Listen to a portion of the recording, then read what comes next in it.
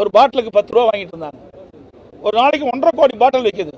அப்படின்னா ஒரு நாளைக்கு 15 கோடி ரூபாய் இந்த அரசு மதுபான கடையின் மூலமாக ஊழல் செய்து.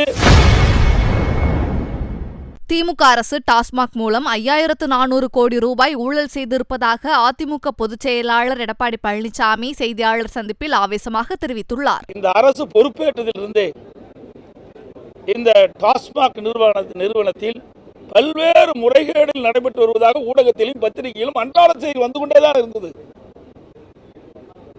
இன்றைக்கு டாஸ்மாக் நிறுவனத்துக்கு உட்பட்ட மதுபான விற்பனை கடைகளில் ஒரு பாட்டிலுக்கு 10 ரூபா வாங்கிட்டு இருந்தாங்க.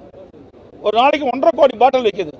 அப்படின்னா ஒரு நாளைக்கு 15 கோடி ரூபாய் இந்த அரசு மதுபான கடையின் மூலமாக ஊழல் செய்து இன்றைக்கு பல்வேறு தரப்புக்கு போயிருக்கு இந்த பணம்.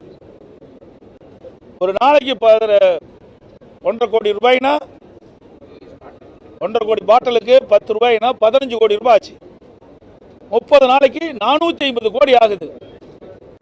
12 மாதத்துக்கு கிட்டத்தட்ட 12 மாதத்திற்கு ஒரு வருடத்திற்கு 5400 கோடி இந்த மதுக்கடை விற்பனை மூலமாக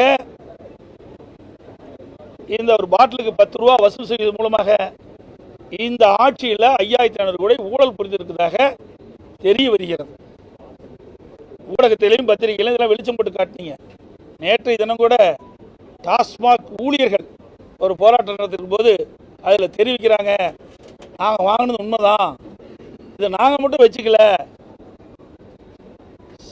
பல அதிகாரிகள் கொடுத்தோம், சம்பந்தப்பட்ட அமைச்சர் கொடுத்தோன்னு கூட உங்கள் தொலைக்காட்சியில் நான் பார்த்தேன்.